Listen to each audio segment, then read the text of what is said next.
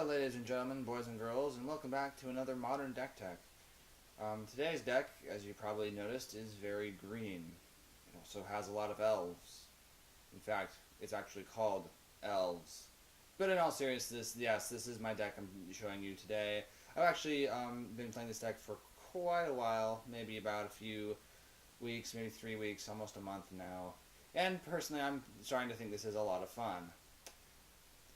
Now, just for a bit of a warning, like the last Modern Deck I gave, which was of the Cart Clan Ironworks, this deck is, like that one, is a creation of my own. I did not net deck this, even though I do know that Elves is an archetype in Modern. I just built this out of my own free will. I did this all on my own. I didn't use any websites, didn't look at a list that was at a Grand Prix. I know there have been a couple of Elf decks at Grand Prix. Frankly, I have a lot of ideas for this deck, but right now this is as it is. There's a lot of things that I think could be better, and I do want to try, but I'm not running it right now. But I'm just going to give you what I've been running the last few weeks or so. This is a really fun deck. Now, one thing I do know is that some of my viewers do play Elf decks in Modern. If you have any, or anyone else watching this, if you're new to my channel, feel free to let me know of any suggestions you would change or put in.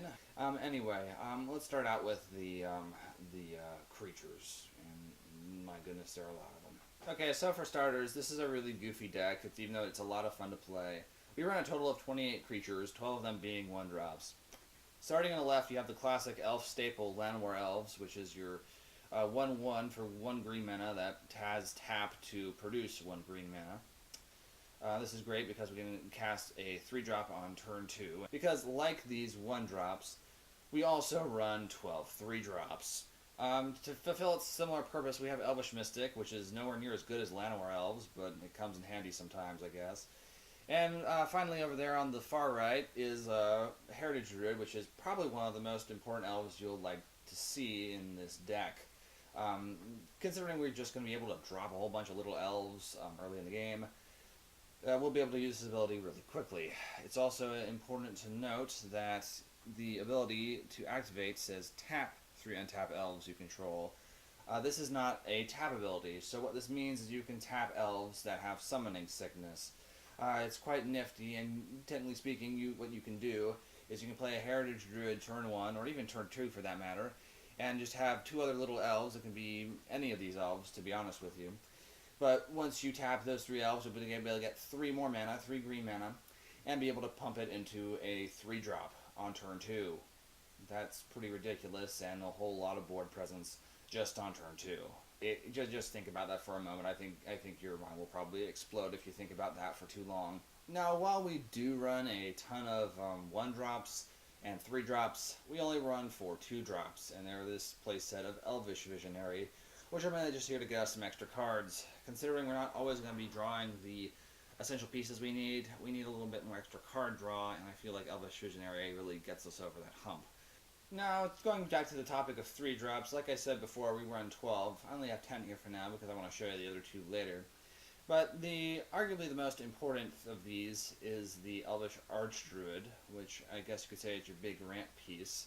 This part is crucial. It's probably, like Heritage Druid is for the 1-drops, I think Elvish Archdruid is the most important 3-drop in a sense, simply because you want to have all that mana. You're going to have a lot of elves out, so having this ability to get a green mana for each elf you control is just flippin' ridiculous. It's fantastic for a deck like this. Especially when you have a card like Azuri, Renegade Leader over here. You'll be able to use this ability at least once if you got 5 elves, and maybe even more if you have some lands left over, or even more elves. You never know. It's just nuts. Speaking of which, Azuri is an absolute blowout. He's basically what we mainly use to win our game. You can also say our Shaman of the Packs in the middle are also a pretty big threat. You do have to keep in mind that you do need a lot of elves to really make them work, but this is something that the deck should not have a problem with whatsoever. Elves is the name of the deck, so we run a lot of elves. It's very unlikely that you'll play a game where you draw no elves. The last of the 2 3-drops are 2 cards I simply run for your utility. One of them is the pretty common Reclamation Sage, which I just use for some enchantment hate, which is pretty common. There's Affinity, there's a lot of decks that run enchantments, so you never know when you can need it. The other thing I like to have is, since I know a lot of players in my meta like to run green, I like to run an Elvish Champion. You do have to be kind of careful with Elvish Champion. I only run one in the main. But the thing you gotta watch out for is that it is all Elves, including your opponent's Elves. Fortunately, I haven't seen too many of my opponents play Elves at my game stores in recent memory, but I feel like simply because a lot of players play decks like Jund, Abzan, the Scape Shift ramp decks. There's so much green in my meta. Having an Elvish Champion is just wonderful because you can just make all your Elves unblockable and slip on through. And it's pretty darn spectacular. As stated before, I have a lot of ways to get the pieces I need. I run 4 copies of Court of Calling and 4 copies of Collected Company, just for the additional range and just to be sure that I get Azuri, Elvish Archdruid, Heritage Druid, whatever piece that I need. Court of Calling, I feel, is ridiculous in this deck, considering cards like Elvish Archdruid and Heritage Druid need extra elves to work, so basically, more often than not, Court of Calling will just chain us into more mana, which is pretty sweet. The same can be said about Collected Company. 2 extra elves is always nice. Like I say, the more the merrier. You usually want to get about least to be able to the option to attack with at least 4 or 5 elves and Azuri to win off. Like I say, this is not a deck about disruption. You want to spend the first 3 turns of the game ramping up your elves and getting as many elves in play as you can. I also run a copy of Lead the Stampede. This is mainly here if I get blown out.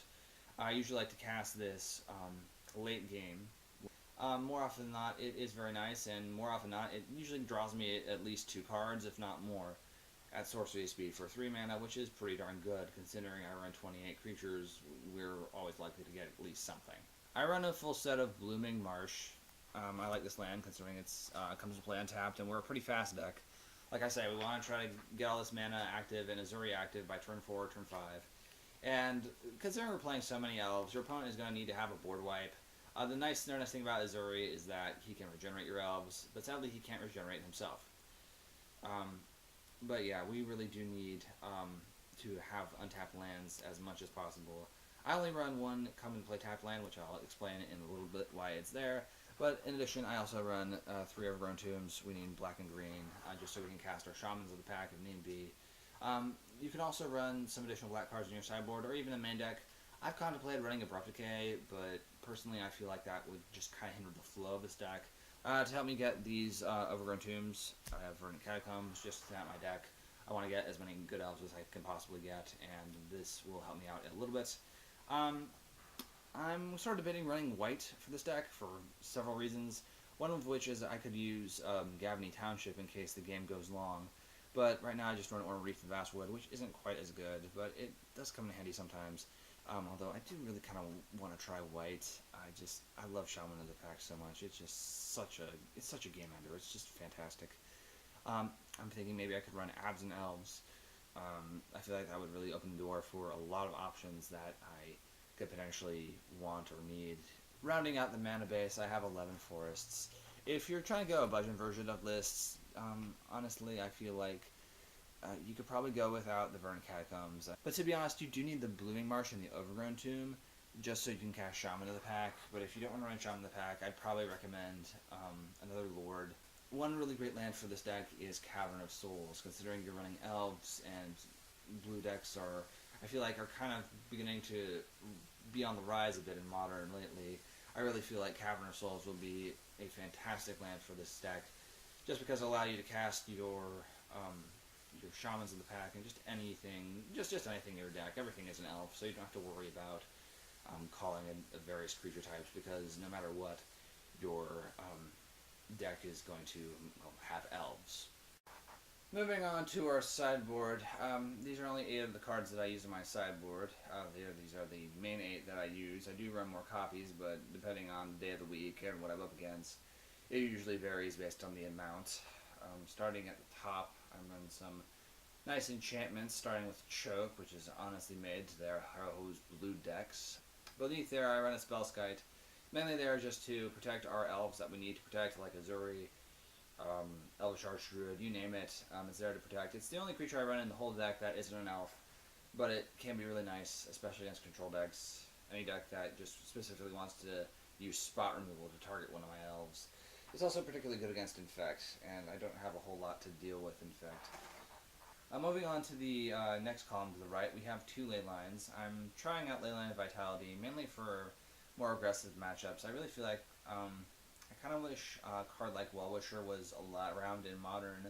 I would much rather run Well-Wisher to gain life, but it's not Modern legal for whatever the reason. But that would be really good. I could just gain a butt ton of life every turn, but that's not the option. So instead I have Leyline of Vitality, which gives me life for each elf I play.